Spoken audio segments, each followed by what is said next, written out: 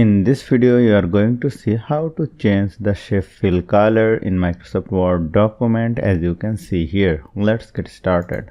Let us go to Insert, go to Shape, pick our rectangle shape and drag it over here like this.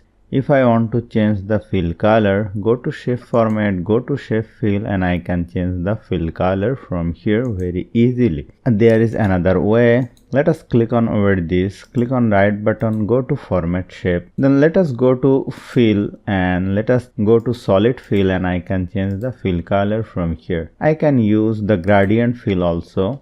From here, let us change the gradient color and choose the gradient stops. Adjust it like this. You can change the direction like from here, or I can apply another fill color. Let us go to the pattern fill and I can choose a pattern, then the fill color will be changed. If I want to write over here, click on right button and click on add text and write your text here. So hope you found this video helpful. If you like this video, please share this video with your friends and family and don't forget to subscribe. Thank you.